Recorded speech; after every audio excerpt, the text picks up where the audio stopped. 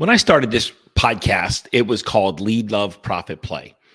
And I thought it was a really cool title, and I like the name of that. Lead, Love, Profit, Play. But when I would go to speaking engagements, and um, I would go to present at places, and when I was talking in conversation with people, and they'd say, "What's the name of your podcast?" I would say, "Lead, Love, Profit, Play," and it always sounded so clunky. And I thought it was cheeky. I thought it was a really cool name. But over time, I realized that as I grew, that I made things way, way, way too complicated. And I could look at my business, and I could look at my life, and I could look at offerings that things that I did, and websites, and I could look at everything. And it's like, if there was an easy path or a hard path, I typically took the hard path. Now, when I'm a United States Marine vet, and you don't join the Marine Corps looking for the easy path. You don't. There you can join other branches, and I love all you other branches. I love you guys. Don't get me wrong. You're like my little sister. I can beat you up, but nobody else can. But there are other branches that offer a much easier path. And if you join the Marine Corps, you're not looking for the easy way out. And I've never really looked for the easy way out of anything throughout most of my life. And in fact, when things were easy, I made them complicated, and I overcomplicated them. And maybe that'll feel true for you too, and maybe that connects with you too. But I have done this time and time again. I remember one time I went to a speaking engagement with a group of unemployed people, and they were looking for careers, and they were looking for jobs, and I was invited to come and motivate them and inspire them, and speak to them. And I tell you what, I brought my best stuff, and I brought mindset and heart set and rearranging your belief systems, and all of it. I brought it to this audience that was nowhere near prepared for anything that I had to offer. And my wife, after about 2 hours, because it's the guy, the mediator, the guy that was like, who invited me, loved what I was talking about, but the audience didn't. You could see it. But after 2 hours, my wife and I concluded, my wife said that was completely like useless. They got no value out of that because they didn't understand the damn word you said. Because I like to make really easy situations and circumstances really complicated. So I brought like calculus when this group of people were really ready for elementary math, and you could see the glazed over look on their face. Over time, over the course of my life, I've shifted from needing to do the hardest thing possible to finding the easiest, simplest solution that like creates some joy maybe in my life, and like that it's enjoyable, and create some uh create some joy, create some excitement, create some enthusiasm, instead of creates the stress and struggle and all the hardship that the hustle whores and grind gurus love. They love that stuff. And I was in that zone for decades, and all it did was continue to add pressure and stress and tension and pain to my life. And now I like to get things done and accomplish things, but I like to always look for what's an easier way to do this thing. Now, this podcast was called Lead, Love, Profit, Play. And if you go to episode number 2, and right now it's rebranded the Inner Wealth Podcast, but it is episode number 2. And if you listen to the intro, it still says Lead, Love, Profit, Play. But the episode is called as the business owner grows, the business grows itself. And it, over time, even though, when I in 2016, when I set out on that journey of a rediscovery, the journey of reinvention, and I hit the reset on every circumstance in my life, I I followed this concept and this philosophy, and I grew. Instead of rearranging the circumstances in my life, I rearranged how I saw life, and the circumstances in my life rearranged themselves. Now, this is it's a very mystical sounding concept, but it is all about raising your level of consciousness, and when you raise your level of consciousness and awareness, the level of circumstances and the quality of your life naturally improve. And there have been times where I've kind of gotten away from that concept, and then I come back to it, and then I move away from it, and then I come back to it. But every time I come back to it, there's some results, and people get more results, and I get more results, and things happen in my life, and my life becomes a little more magical. And then for whatever reason, this human mind of ours, when something's working, maybe this is true for you too, when something's working, we tend to stop, and we tend to go in a different direction and find a different way to do things. But the quality of the life that you experience right now, that you look at your circumstances, you look at your financial well-being, you look at your relationships, you look at your health, you look at all the circumstances in your life, and they are a direct reflection and an outpicturing of the consciousness level and the awareness level that you're at right now on your insides, in your mind and in your body. And your consciousness, your state of consciousness, is the quality of your thoughts, is the quality of your emotions, the quality of your belief system, your belief in yourself. If you hold empowering or disempowering beliefs, and the quality of your consciousness creates the quality of your external life. And this is why episode number 2 was called As the Business Owner Grows, the Business Grows Itself. Because when we rearrange the inside noise and the inside patterns and the inside habits and our internal tendencies and our internal preferences, when we arrange these, life magically starts to rearrange things so that we can see the fruits of our internal growth. And this is like, it only works every single time, but this is also why I create meditation packages. And this is also why I create meditations. And this is also why at retreats and in my Inner Wealth Mastermind intensives, why I lead retreats, guided meditation sessions. And this is why I record them. This is why I distribute them. This is why I highly, highly encourage you guys and you gals to go and actively seek out some mindfulness resources, some mindfulness events. Because when you rearrange the level and the quality of your consciousness, you will rearrange the quality and the level of your life. In the Inner Wealth Mastermind, we're reading a book right now called The Levels of Energy by a fellow named Frederick Dodson. Now, in this book, and it's a pretty thick and dense book, but in this book, he talks about basically the scale of consciousness, all the way from shame all the way up to enlightenment. And that's called your spiritual path, your spiritual journey. Now, Frederick Dodson wasn't the first one to work with this. There's elements of this in the Kabbalah. There's, David Hawkins has had, Dr. David Hawkins, who's one of my favorites, has talked about, and he's deceased now, but in many, many of his books, he talked about the emotional scale of consciousness. And all it is the path from hell to heaven, from shame and guilt and anger, all the way to peace and love and joy. And when we rearrange what's happening in our mind, our mindset, in our emotions, in our emotion set, in our emotional body, and I like to call this heart set, when we arrange what's happening in our mindset and our heart set, what happens in our life starts to rearrange itself magically, because it's almost like levels of water, right? So, or some kind of like osmosis where the outside's always trying to equal the inside. And you can't have a high quality inside without a high quality outside.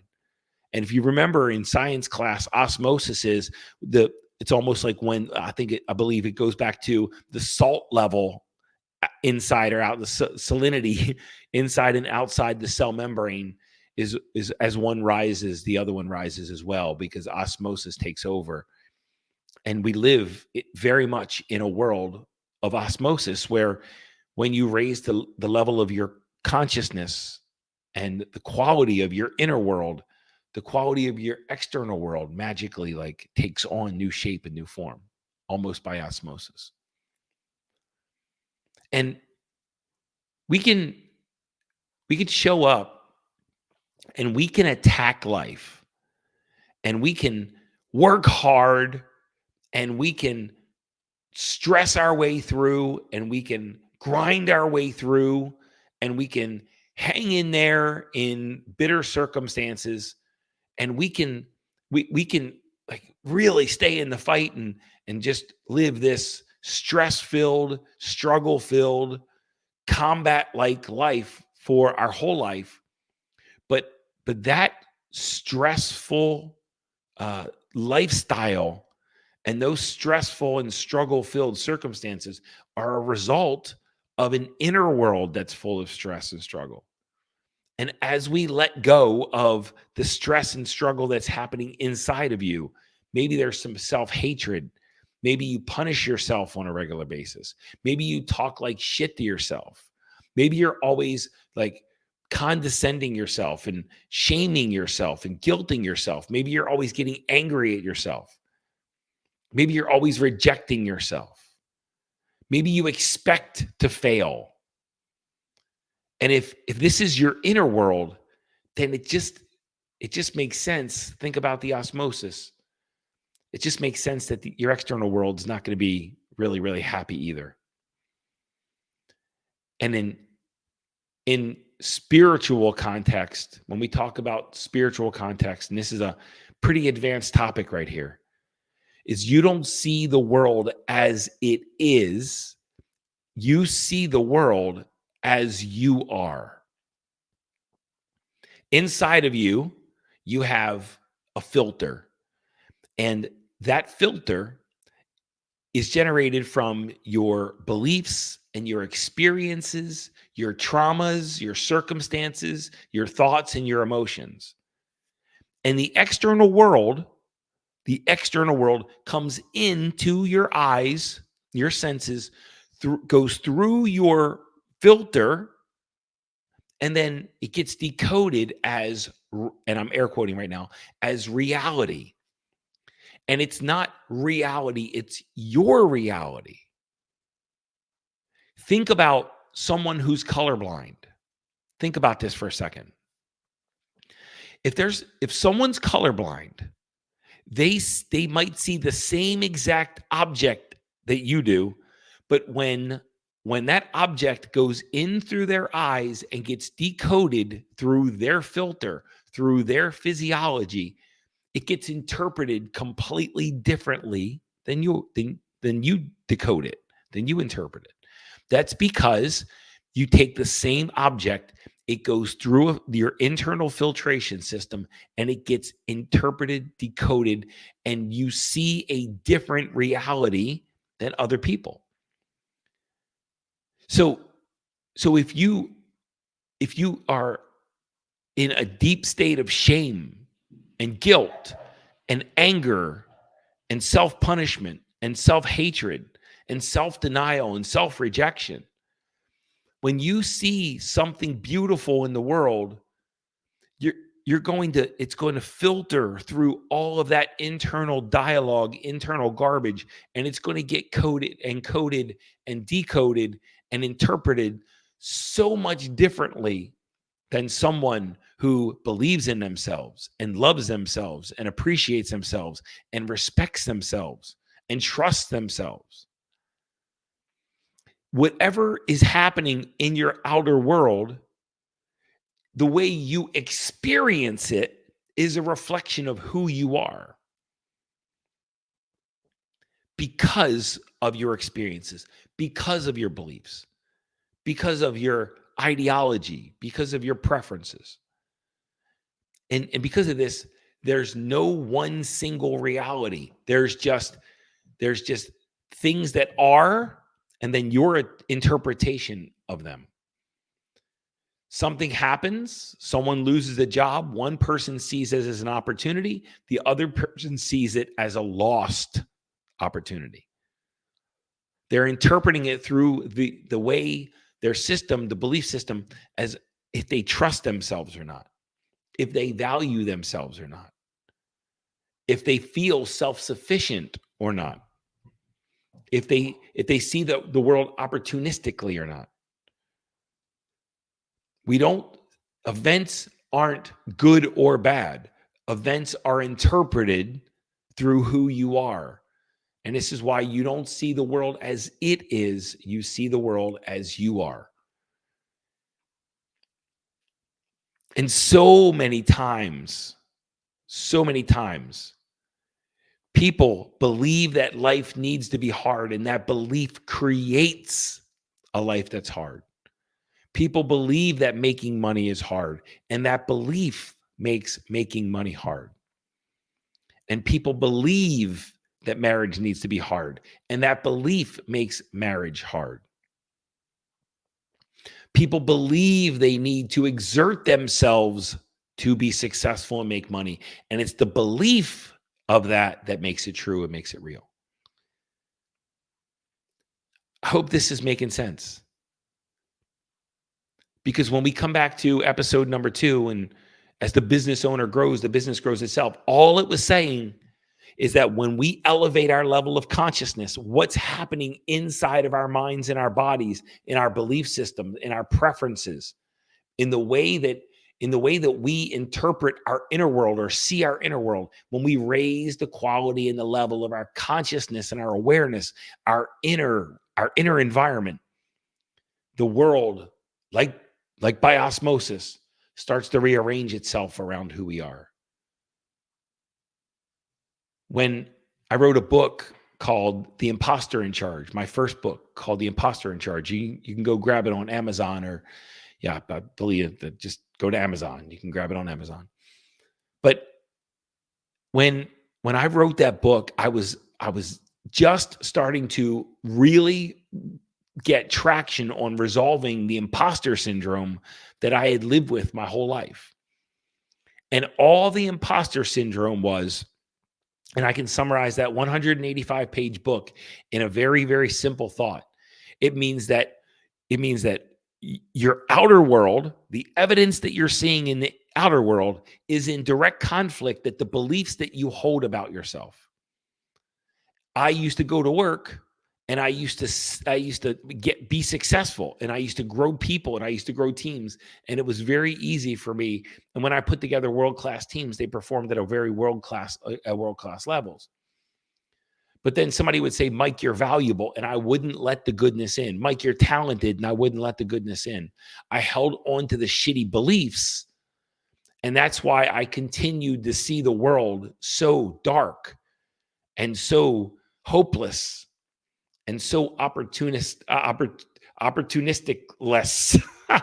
Just made up that word. The point is I wouldn't give up the belief that I wasn't valuable, that I wasn't talented. I held that belief, and I cherished that belief, even though the experience of my life was in direct conflict with that belief, and the results that I was getting was in direct conflict with that belief. I held on to that belief like it was my very cherished baby and prized possession.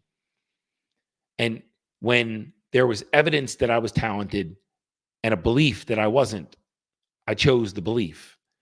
And then that's why most things that I experienced in that time, from that low level of consciousness, were very bleak, very dark, and very painful. They were very strugglicious. And then I got fired twice from executive level positions after a lot of success in the corporate world. I got fired twice in about 20 months because it had gotten so dark inside of my mind and my body. And when your mind and body goes dark, so does your world. But as I let go of those dark beliefs, as I let go of those punishing and punitive and suffering, really, the beliefs and thoughts and feelings and emotions, and I started letting go of all the darkness and the negativity, light started to take its place. And as light started to take its place, my world became lighter. And I'm not just talking about the light as in the sunshine and lights. I'm talking about the world around me became lighter, because as the business owner grows, as a human grows, so do their circumstances. And you don't see the world as it is, you see it as you are. And we elevate our quality of life by elevating the quality of our internal environment, our inner consciousness. And that is the shortcut to the quality of life and the circumstances you want. But most people take the hard path. But the easy path, the path that you control, is what's happening in your mind and body. You don't control external circumstances. You influence them, but you don't control them. But what you do control is what's happening in your mind and body, in your thoughts and in your emotions. And over the course of time, with practice, anything you practice, you get better at. So as you practice new beliefs, as you practice new thoughts, as you practice new emotions, the quality of your inner environment naturally and gradually increases. And then the process of osmosis takes root. And your outer world starts to become a reflection of your inner world. Guys, most people in this world are living an outside-in life, but it's the true spiritual masters that have understood over thousands and thousands of years that your inner world easily rearranges your external world. And that's an inside-out world. For those of us who choose to have the highest quality of life, this is an inside-out world, not an outside-in world. You create happiness and you choose happiness. You don't create happiness. You don't create happiness outside of you. You create it inside of you. Hope this is making sense. Elevate your consciousness and you'll elevate your life. It's the shortcut. It's not the easy path, but it's simple, but it's not the easy path. But it is the only path that you fully control in this world. If you're open to support, if you're open to help, if you're open to a guide, reach out to me, text me, message me, connect with me on Facebook, send me a DM. Let's connect. I've got different ways, different programs, different tools, even some free, to be able to help you on your spiritual path, elevate and raise the level of your consciousness. I'd love to be a guide and an aid and an ally in your journey. Reach out and let's jam.